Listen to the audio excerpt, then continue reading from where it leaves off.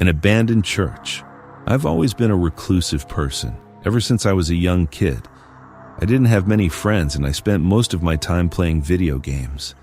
As I got older, I started to get into taking long walks and exploring. I'd walk through the woods, through cemeteries, and then I developed an obsession with trespassing, going places I wasn't supposed to be.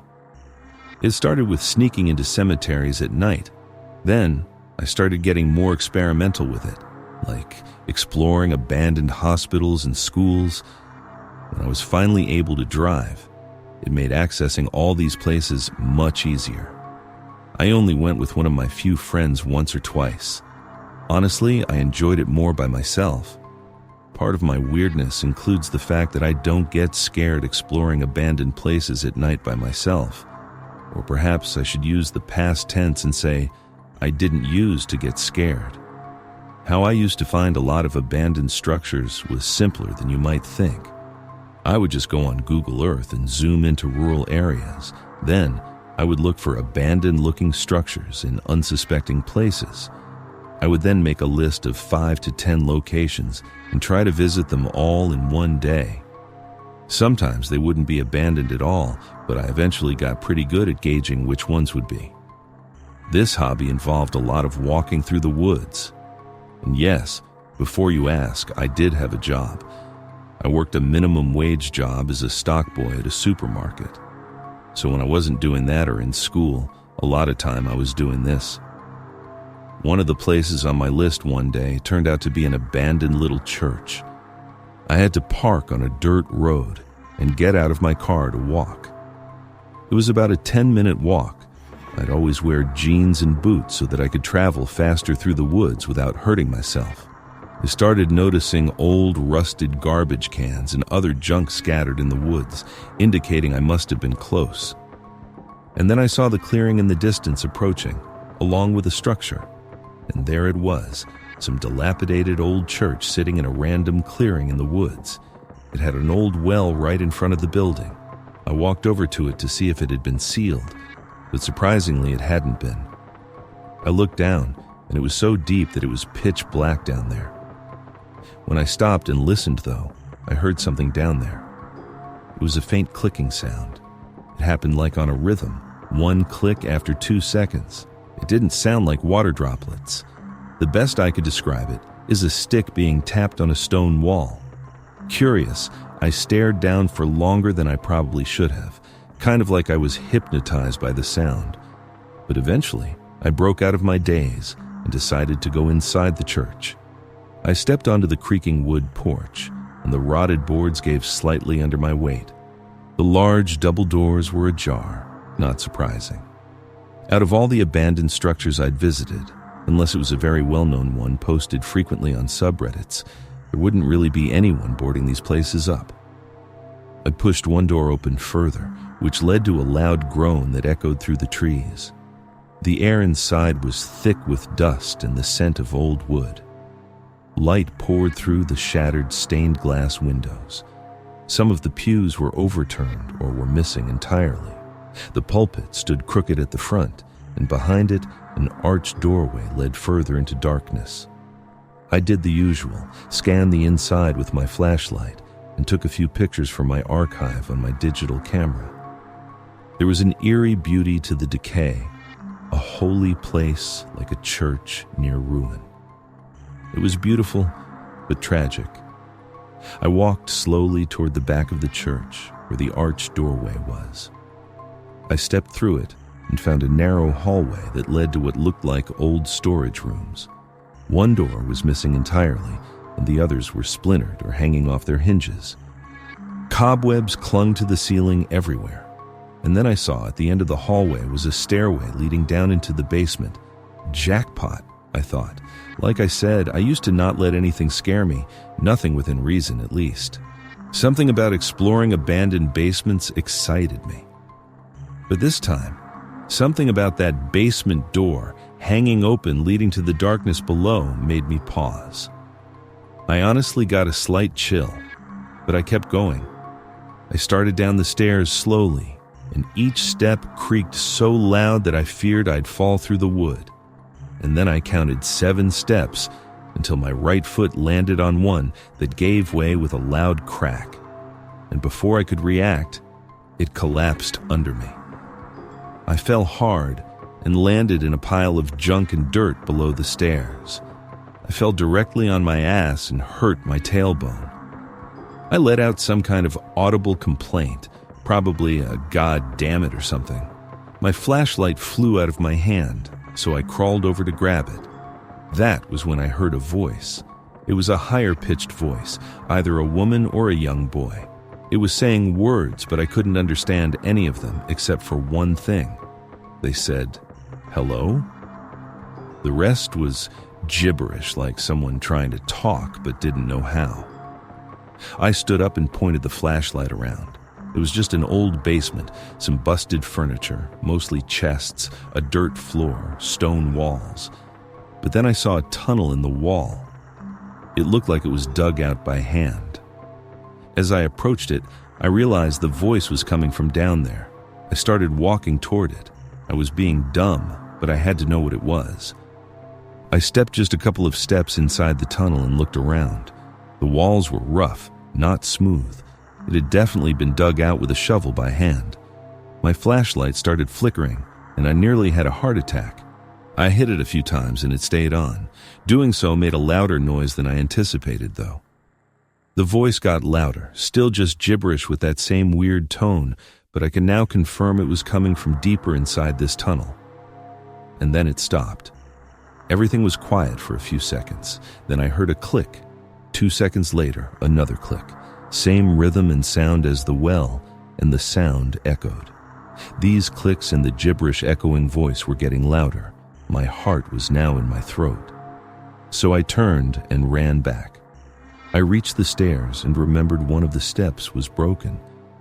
I found it easier to grab the sides of the stairs and pull myself up instead of trying to hop over the broken step. My flashlight dropped, but it didn't matter. I was leaving the basement, back to the light of the upstairs. I got to the top and didn't look back. I ran through the hallway, through the main room, and out the front doors. I ran past the well and stopped for a second. The clicking sound was gone. There was no noise at all. Come to think of it, it was dead silence. I didn't even hear any birds. I looked down the well one more time, still pitch blackness. With that, I turned and ran through the woods, making it to my car much faster than I made it to the church, albeit completely out of breath. I cut the day short and didn't explore the other places on my list. This was just one of those experiences where you don't know what to think, and you just drive home in silence with the music off. I didn't give up my hobby of exploring entirely, but I took a break. I was admittedly very spooked. I hope it was just some other kids exploring in there, trying to mess with people. But I don't know. When I think about it, that sounds really unlikely. The farmer's property. This happened to me a while ago and is still stuck in my mind. My friends and I often like to be in the outdoors. I'll refer to my friends as John and Anthony. We were bored and decided to go fishing deep in the woods near some farmland. We were chased out by a farmer and his dog. We tried to hide, but his dog found us, and he threatened to call the police, even though he was already on the phone with his friend, which we found weird. Honestly, we kind of found it funny. So for whatever reason, we thought it would be a good idea to go back the next day and sneak onto the property to explore it. It was nearing about an hour before dark, and this property was huge, acres upon acres.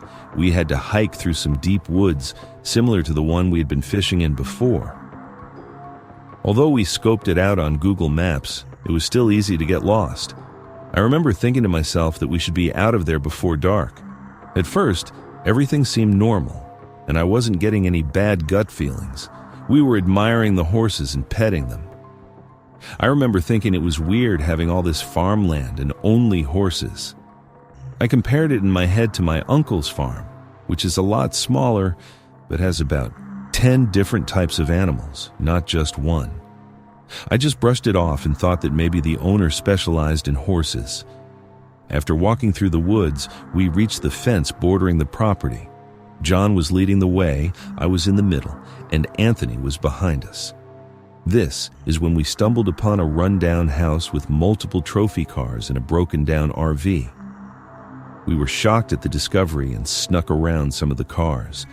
There was also a very creepy rundown shed. It was crazy to see. There were multiple Porsches, Range Rovers, Ford Raptors, Bentley sports cars, Corvettes, and Ferraris. The deeper we got and the more cars we saw, we realized we probably shouldn't be seeing this since some of the cars were parted out. We suspected it was probably a criminal ring stealing cars. After we had seen all the cars, John decided it was a good idea to explore the inside of the camper. While Anthony kept lookout, I held the door open for John since he's kind of the smallest, so I thought he would be best suited to explore it. There was evidence somebody was living there. Fishing rods, fresh food, bedding, and other stuff.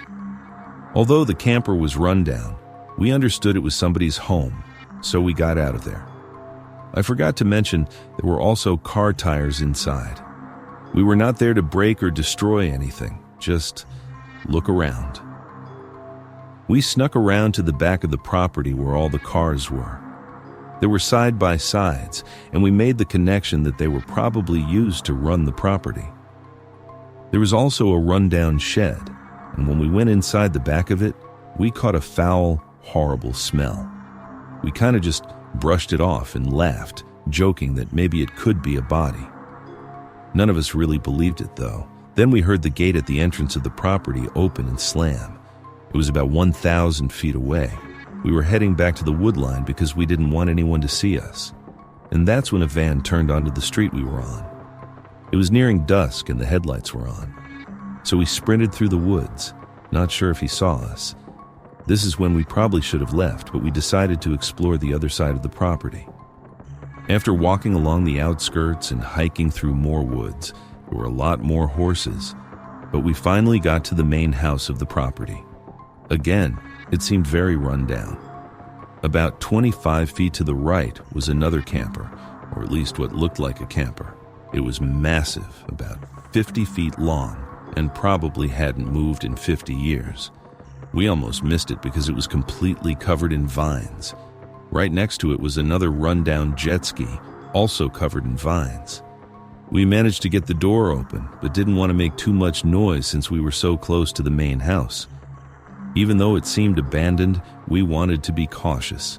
Not just because we were trespassing, but because there was similar suspicious stuff on both ends of the property, which I could only assume was connected to the car stealing ring. I knew if we were caught, it would be a problem. We snuck around the house and saw what was probably the most luxurious car on the property. Although it was run down and old, it was still an amazing sports car, a Ferrari. I didn't get a picture or video since we were still near the main house and the horses were making a lot of noise. We got sketched out on the far end of the property. There was a boat and a cooler inside a fridge. John looked around the boat, and the cooler was about 15 feet into some very thick vegetation. We joked about the probability of a body being in there. At this point, the mood was still kind of jokey because we were exploring something we weren't supposed to see. When we got closer to the freezer, another terrible smell came, like the smell of death and rot. We decided to back off, assuming the worst, and didn't want to open it in case there was something we really didn't want to see in there. We got a bad vibe, and we were on our way back when Anthony started hearing things. We paused and listened with him, and we heard the noises too. I can't really describe them. I don't know if they were just normal wood noises, or if everything just seemed amplified because we were paranoid. The vegetation was about head high, and there was a rock that each of us took turns standing on to get a better view of the property. When John went up there, we were still laughing and joking. Then he turned to us looking like he had just seen a ghost. He wouldn't speak, so I decided to get on the rock and look for myself. What I saw is seared into my brain. Over the vegetation, I saw a man sitting at a table with a black cat. That wasn't the scary part. When I looked at his face, there was no hair, no eyes, no mouth, no nose, no facial features at all. You can call me crazy, but I know what I saw. We were about 50 feet away, and it felt like the man was staring at us, but we genuinely couldn't see his eyes since he had no features. There was also a woman with him who made direct eye contact with me, and that was the moment she started running in a direction to cut us off from the property. I don't know if the man's featureless face was real or if he had white medical tape or bandages covering it. I still can't decide, but his face was pure white and his head was very small. I still can't get it out of my head. After that, it was still dark, and we had a long hike through the woods to get back to where we came from. We felt as if we were being followed almost the whole way, and we almost took a route that was 2 miles out just to get away. There were weird noises like stomping feet, galloping, and screams. We tried to be quiet through the woods, but also tried to move quickly. We ended up making it back and made sure we weren't followed. I genuinely still don't know what that was or if it was human, but I can't get this experience out of my head, and I know none of us will ever go back. The quarry. I went to a quarry in McKinney, Texas, and I will never go back there again after what happened to me. Here's a little backstory, so this will make sense. The first time I went to this quarry, it was pretty sketchy. My friends and I, Josh and Miles, went to this quarry for cliff jumping since we had seen some YouTube videos of people cliff jumping at it, and we found out that it was only about a half hour away from where we lived. Both Miles and I are old enough to drive, me being 16 and Miles being 17. So we thought that it would be a really good idea to go. Once we got to the quarry, it had a really sketchy vibe to it. There was a small dirt road that led up to the quarry, which made a circle around it. To the left were these ghetto-looking white buildings, which were pretty much just white metal boxes. And to the right was the fence that surrounded the rock path that led to the quarry. We drove down this road in Miles's Jeep, and there were tons of signs saying stuff like, "No trespassing" or "Warning blasting zone." And there was even this big white piece of cardboard that read, "Trespassers will be shot on sight." It's important to note that in Texas, people can legally shoot you if you're on their property, but it just doesn't really happen much. We decided to drive back to the beginning of the road where there was this gravel parking lot by an old building which looked like it hadn't been touched in years. Miles parked the car, and we all reluctantly got out of the car and began our walk to the quarry. While we were walking, a truck drove right past us, and the driver just kind of looked at us with a blank expression on his face. Honestly, it was pretty scary when the car passed us, but the fact that he didn't do anything made us think maybe they don't care too much if we're on their property. We kept on walking, and then we came to the fence where we were supposed to jump to get onto the rock path that led to the quarry. We went to the smallest cliff jumping spot first and saw a pretty big snake swimming in the water after the first 10 minutes of being there. So we decided to wander further down the quarry, where we saw a decent-sized cliff about 35 feet. After depth checking it, we spent about an hour cliff jumping there before we got bored and moved on to the next cliff. We were at the very end of the quarry, and we were walking down a path to get to a bigger spot when we saw a black Hummer stop. The lady in the Hummer was probably in her mid-30s. She rolled down the window and yelled, "What the F are you doing on my property?"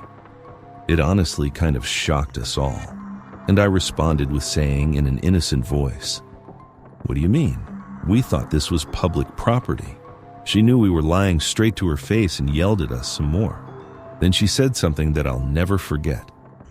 She picked up her phone and said, "John, get the gun." My friends and I all froze. We were scared to death. She said to follow her and drove slowly down the path about 20 feet to a gate. We decided to follow her. We were all saying that we were so sorry and that we would never come back again. And she let us go after saying, "The cops are on their way, so you better haul ass that way before they get here," and pointed toward the dirt path that led us away from her property. We told her, "Thank you," and ran faster than any of us thought we could. Then, we got in the Jeep and drove away. I wish this was the end of the story, but it isn't. A couple of months later, Miles asked me if I would ever go to the quarry again, and I reluctantly told him that if we had a bigger group together, then I would go. We got a group of 5 together and went back to the quarry in my car. I drove, and after about an hour, we arrived at a church, which we would be parking at, which was about 2 minutes away from the quarry. We didn't want the lady to somehow see our car and get our license plate number.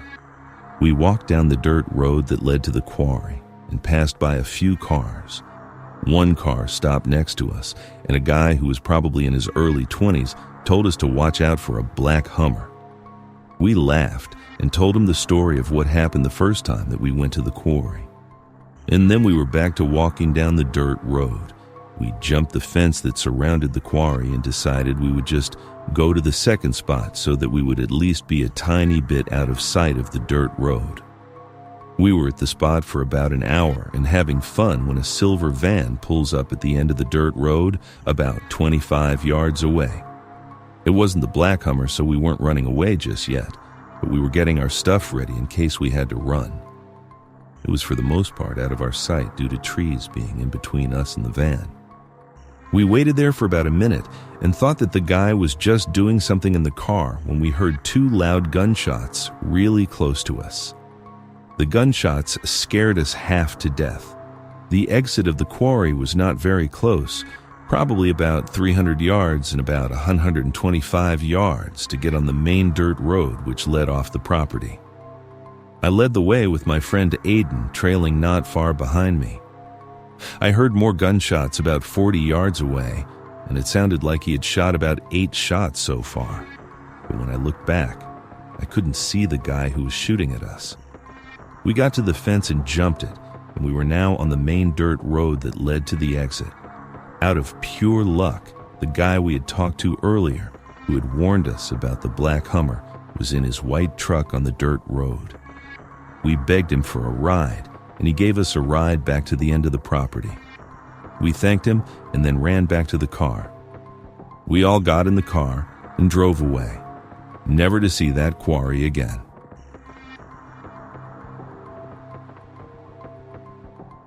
The Lake Harlow House. Back in 2018, my cousin Ryan and I were really into urban exploration. We had been to old factories, shuttered schools, and forgotten farmhouses that looked like they were one good windstorm away from collapsing. We were not stupid about it. We checked floors before walking on them, wore masks where there might be asbestos, and avoided any place that seemed like it might be actively guarded. Still, there was one place we'd been talking about for months that neither of us had worked up the nerve to try. The big abandoned house on the shore of Lake Harlow. It was the kind of property you only ever saw from a distance, sitting far back from the main road behind a set of tall iron gates that had been bent inward years ago. Pines and brush had grown wild around the driveway, hiding most of the place unless you caught a glimpse through the trees while driving past. Local rumors about the place were endless.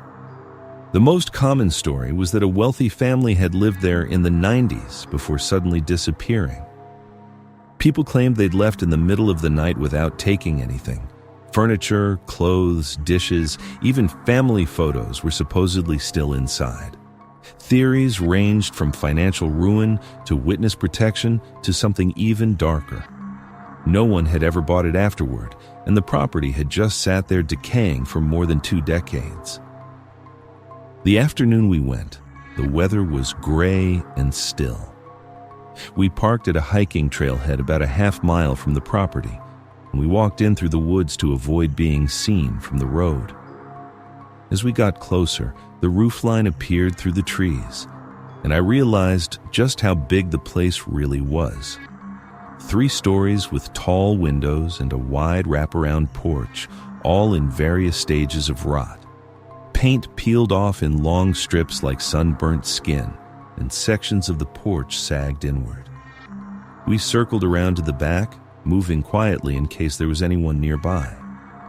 The back door was unlocked, and the moment we stepped inside, the air changed. The air was still and smelled faintly of lake water and dust. The kitchen was the first thing we saw. It looked like a movie set, frozen in time. Plates were stacked neatly on the counter, and a coffee cup with a brown ring of dried residue sat beside the sink. The cabinet stood open, showing old boxes of food that were long expired. A faded calendar on the wall still hung open to May 1997. We moved through the downstairs slowly. The living room still had furniture draped in yellowed sheets.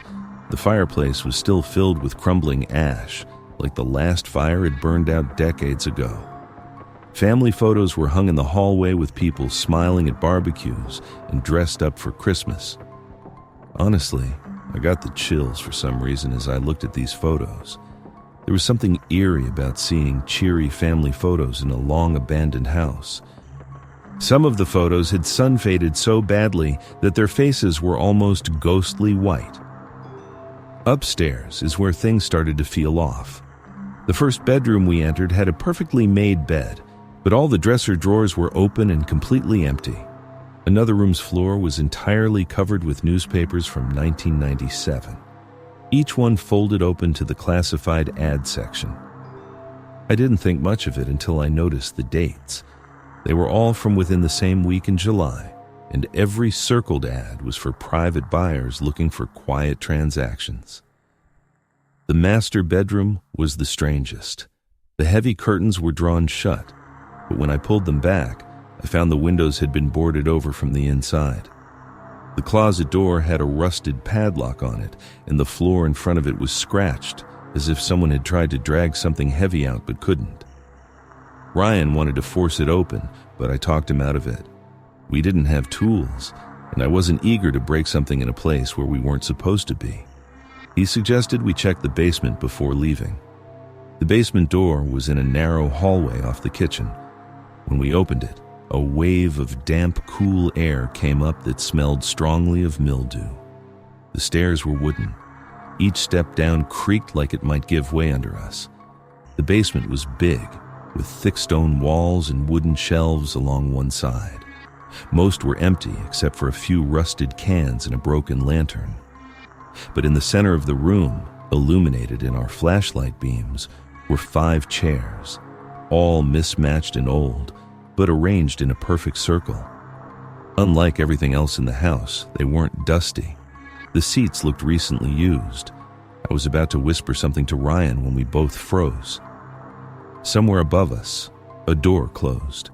The sound was clear as day, and it was followed by footsteps crossing the floor above. We killed our lights instantly and stood in the dark, barely breathing. The footsteps paused, then started again, moving toward the hallway above the basement. My heart was pounding so hard I could hear it in my ears. We hadn't seen any cars outside. We hadn't heard anyone else since we got here. Whoever was up there hadn't made a sound until now. The footsteps stopped again, this time directly above the basement door. Then the sound of the door handle rattling made my blood run cold. Ryan grabbed my arm and pulled me toward the far end of the basement, where a small ground-level window sat broken and half-covered by a rotting shutter. It was barely big enough to fit through, but we didn't care. I went first, scraping my jacket on the glass, dropping down into the damp dirt outside. Ryan was right behind me. We sprinted into the tree line, not daring to look back until we were well into the woods. When I finally did glance over my shoulder, I saw the basement door wide open and someone standing in it. They were too far away to make out any details, just tall and still, and it looked like their head was tilted slightly, like they were watching us. We didn't stop running until we reached the car. Both of us were so disturbed that we barely even spoke on the car ride home. That night, I just kept replaying it in my head. Everything from the chairs to the footsteps to the locked closet, and then that horrifying image of that figure on the porch. A couple of weeks later, Ryan called me and told me that after he made a post in a Facebook group asking if anyone knew about the history of that house, an older guy responded to his post saying that there had been sightings of someone in that house, and the first guess would, of course, be a squatter. However, that wouldn't explain the strange, almost ritualistic-looking circle of chairs in the basement. At this point, it's not my problem to worry about. Just happy we got out of there in one piece.